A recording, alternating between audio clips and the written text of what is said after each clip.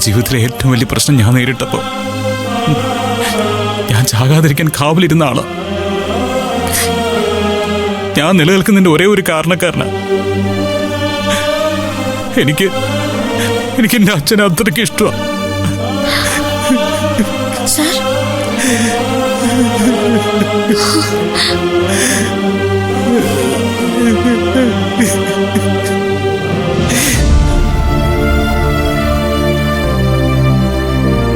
ഉദയ്, വിവാഹ ദിവസം പോലും വിവാഹത്തിൽ നിന്ന് പിന്മാറിയ വാർത്തകളൊക്കെ കേട്ടിട്ടില്ലേ? പണ്ടത്തെ കാലത്തെ അതൊരു അത്ഭുതമായിരുന്നു. പക്ഷേ ഇപ്പൊ അതൊരു സർവ്വസാധാരണ.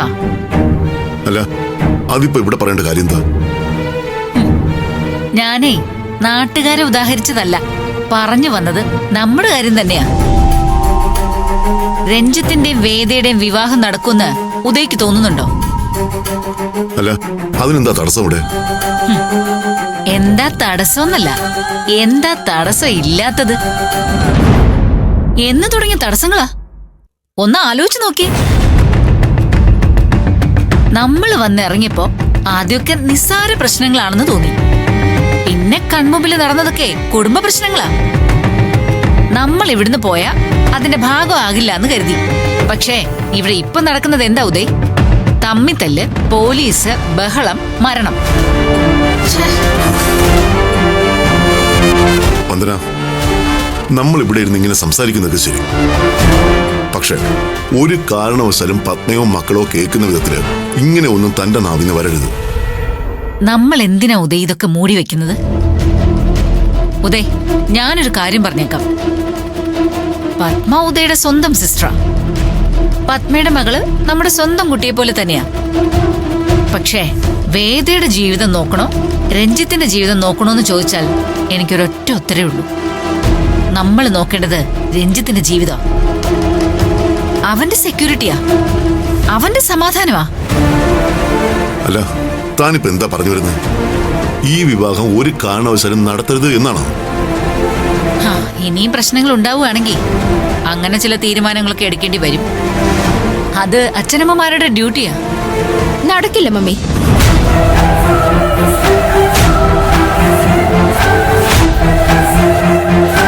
മമ്മി തീരുമാനിക്കുന്ന സമയത്ത് വഴിയിൽ ഇതെല്ലാം ഉപേക്ഷിച്ച് പോകാൻ പറ്റില്ല. എന്തുകൊണ്ട്? ഇവിടെ ആരോടാ അത്ര വലിയ കമ്മിറ്റ്മെന്റ് ഉള്ളത്? കമ്മിറ്റ്മെന്റ് ഉണ്ട് മമ്മി. പത്മാന്റിയോട്, വേദയോട്, എല്ലാവരോടും കമ്മിറ്റ്മെന്റ് ഉണ്ട്. ഹരിതേ, നീ വെറുതെ വാശി പിടിക്കരുത്. ഈ വിവാഹം സമാധാനപരമായ അന്തരീക്ഷത്തിൽ നടത്താൻ നിനക്ക് പറ്റുമോ?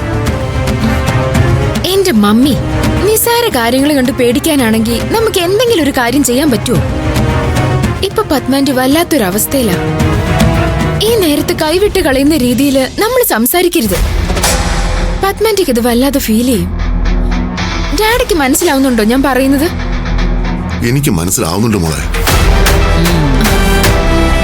എങ്കിൽ പിന്നെ മമ്മി പറയുന്നൊന്നും ഗൗരവമായിട്ട് എടുക്കണ്ട. അതങ്ങ് തള്ളിക്കളഞ്ഞാ മതി. അല്ലെങ്കിലും സ്ഥിരമായിട്ട് അങ്ങനെ തന്നെയാണല്ലോ. ഞാൻ എന്തെങ്കിലും ഒരു അഭിപ്രായം പറയുമ്പോ അച്ഛനും മോളും കൂടി അതങ്ങ് തള്ളിക്കളയല്ലേ പതിവ്. മമ്മി ഇങ്ങനെ വെറുതെ തർക്കിക്കാതെ. രഞ്ജിത്തിന്റെയും വേദയുടെയും വിവാഹ കാര്യത്തില് നമ്മൾ ഇനി മാറി ചിന്തിക്കുന്നില്ല. അതതിന്റെ രീതിയിൽ തന്നെ നടക്കും. അതെ, ഞാൻ ഇനി ഒന്നും പറയുന്നില്ല. ഇത്രേ അനുഭവിച്ചത് പോരെങ്കിൽ ഇനി എന്താ വേണ്ടെന്ന് അച്ഛനും മോളും കൂടി അങ്ങ് തീരുമാനിച്ചാ മതി. മമ്മി വേണ്ട മോളെ, അമ്മയുടെ പ്രതിഷേധം ന്യായമാണ്. അമ്മ ആലോചിക്കുമ്പോ രഞ്ജിത്തിന്റെ വിവാഹ കാര്യത്തിൽ ഇത്രയും റിസ്കിന്റെ ആവശ്യമില്ലല്ലോ. അമ്മയുടെ കാര്യം ഞാൻ നോക്കിക്കോളാം, ഞാൻ ആശ്വസിപ്പിച്ചോളാം. നീ അതിന് ശ്രമിക്കുമ്പോ ചിലപ്പോ നിങ്ങൾ തമ്മിൽ സംസാരം ഉണ്ടാവും. ഓക്കെ. ഇതിനു മുൻപും ആന്റി ഒരുപാട് പ്രശ്നങ്ങൾ തനിച്ച് നേരിട്ടിട്ടുണ്ടാവും. പക്ഷെ ഇപ്പൊ നമ്മൾ കൂടെ ഉണ്ടെന്നൊരു വിശ്വാസം ആന്റിക്കുണ്ട്. അതില്ലാതാക്കല്ലേ.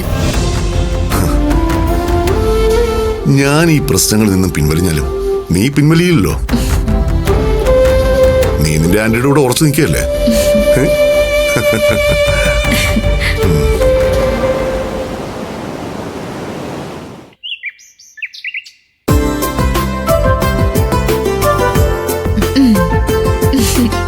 നോക്ക് മമ്മി, ഇത് നന്നായിട്ടില്ലേ?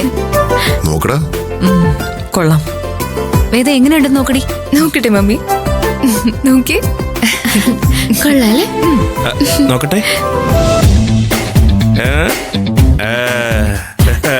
ഇതൊട്ടും ശരിയല്ല. ഇതിനെന്താ കുഴപ്പം? നമ്മൾ വിവാഹം കഴിച്ച ടൈമിലാണെങ്കിൽ ഇത് ഓക്കെ. പക്ഷേ ഇപ്പൊ സമയവും കുറച്ചുകൂടി കഴിഞ്ഞില്ലേ? നമ്മളിപ്പോ സീനിയേഴ്സ്, ഇവരിപ്പോ കുട്ടികളുമല്ലേ. വിജയേട്ടാ, അത് ഇന്ദ്രചേച്ചിക്ക് അത്ര ഇഷ്ടാവൂന്ന് തോന്നുന്നില്ല. ഇന്ദ്രചേച്ചിക്കെന്നല്ല, പൊതുവെ ഞങ്ങള് പെണ്ണുങ്ങൾക്ക് ഇത് അത്രയും ഇഷ്ടപ്പെടാറില്ല.